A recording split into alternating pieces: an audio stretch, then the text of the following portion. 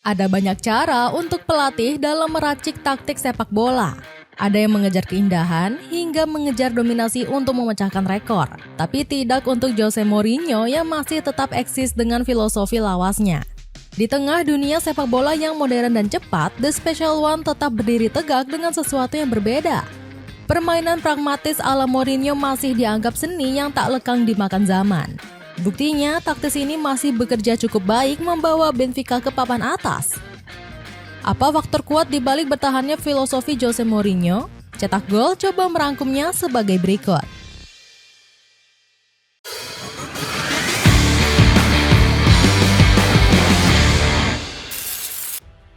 Pandai mempersonalisasi konflik. Kalau kita mendengar nama Jose Mourinho, yang teringat di benak tentu kontroversinya. The Special One kerap menjadi sorotan lebih bukan karena kemampuannya dalam melatih. Setiap klub yang dia tangani selalu ada musuh baru, baik dari pemain maupun manajemen. Saat melatih Manchester United, The Special One pernah terlibat konflik dengan Paul Pogba. Terakhir konflik besar pernah terjadi saat menukangi Fenerbahce. Berawal dari kritik pedas untuk wasit yang dianggap tidak netral dan adil dalam mengambil keputusan di Liga Turki.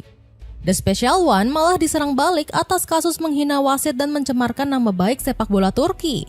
Namun kini pernyataan Mourinho terbukti benar. Ratusan wasit di Turki terkena skandal judi. TFF selaku federasi dilaporkan telah melakukan investigasi selama 5 tahun dan menemukan 371 dari 571 wasit memiliki akun taruhan. Di Benfica pun, Mourinho masih terlibat konflik dengan beberapa pemain. Ex-pelatih Real Madrid ini menuding 9 pemain Benfica telah mengkhianatinya. Mourinho mengatakan ke-9 pemain tersebut tak serius dalam melatih dan bertanding. Ada banyak pemain yang tidak serius, yang tidak menjalani pertandingan sebagaimana seharusnya. Saat jeda, saya melakukan 4 pergantian, padahal saya ingin 9, kata Mourinho. Usut punya usut, di balik kontroversinya tersebut, Mourinho punya personal branding yang berbeda. Sosok tegasnya hanya dinampakkan dan menyembunyikan sosok kalem bak Hello Kitty. Mourinho menunjukkan konflik bertujuan untuk menyatukan timnya. Memang agak terdengar aneh, mengingat bagi pelatih lainnya hal ini malah menimbulkan gonjang-ganjing di ruang ganti.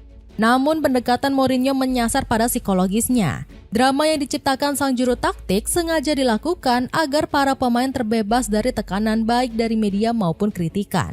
Hasilnya, teknik yang dikenal The Special One Shield ini sudah menjadi bagian integral untuk dirinya. Mourinho juga membuat drama ini untuk membangun loyalitas dan semangat juang. Keberanian taktis yang revolusioner. Jose Mourinho bukan hanya lihai memanipulasi emosi lawannya, tapi juga cerdas meracik komposisi taktiknya. Sejak terjun ke dunia pelatih, The Special One tak pernah mengkhianati filosofinya sendiri. Mau selalu mengedepankan menang dengan bertahan 90 menit daripada sibuk menguasai bola tapi kalah. Di era sepak bola modern, pelatih asal Portugal ini tetap ogah mengubah skema permainan. Sikap keras kepala The Special One ini sempat dihujat oleh Paul Ince, ex-pemain Manchester United. Mourinho harus berubah dan beradaptasi dengan perkembangan sepak bola. Ia tidak bisa terus-menerus memakai taktik parkir bus lalu berharap timnya akan menang. Saat dia berhasil melakukan itu di Inter Milan dan memenangkan treble, bukan berarti itu akan berhasil di setiap tempat. Sindir Ince. Bukan hanya dihujat pandit, skema pragmatis yang diusung Mourinho juga pernah membuat pelatih lain kesal.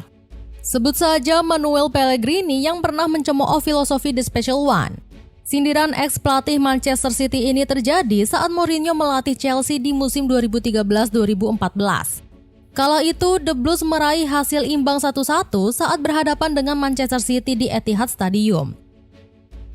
Ada 10 pemain Chelsea yang bertahan di kotak penalti mereka sendiri. Mereka cuma bisa mencetak gol dari counter attack lalu parkir bus sampai pertandingan berakhir. Chelsea datang ke Etihad dengan mental seperti tim kecil. Meski dicemooh kuno dan ketinggalan zaman, taktik Mourinho malah diikuti banyak pelatih top di era sekarang.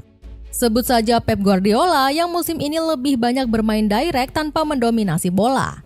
Saat menang kontra Liverpool di pekan 11, The Citizens cuma mencatat 48% penguasaan bola. Pendekatan pragmatis Mourinho juga menginspirasi Mikel Arteta. Pelatih asal Spanyol ini sukses bikin Arsenal begitu sulit dikalahkan musim ini karena meniru filosofi Mou. Saya sudah mengenal Jose Mourinho sejak berusia 15 tahun. Dia pernah melatih saya ketika di Barcelona. Mourinho sudah meraih 26 gelar, jadi wajar jika saya terinspirasi darinya. Kaos distro murah meriah dengan banyak model pilihan lagi turun harga mulai dari 22 ribuan aja. Cek keranjang di bawah ini. Keahlian menguasai dan memanfaatkan fase transisi. Gaya main Jose Mourinho terbukti manjur dan konsisten menembus cakrawala era modern. Sang juru taktik menolak kalah saing dengan pelatih-pelatih baru yang memiliki kecocokan di era modern. Di zaman saat ini, kebanyakan pelatih menerapkan sistem permainan dengan intensitas tinggi. Mereka dipaksa untuk bermain bola cepat mengandalkan penguasaan bola atau kekuatan individual. Namun taktik pragmatis inilah yang membawa Mourinho tetap eksis hingga saat ini. The Special One memiliki prinsip yang penting menang daripada mengedepankan sistem permainan. Kemampuan berpikir cepat dalam melakukan transisi menjadi senjata andalannya. Mourinho nggak segan merubah posisi pemain yang menurutnya jauh lebih cocok. Kasus ini pernah terjadi pada Eduardo Bove yang posisinya diganti saat di AS Roma.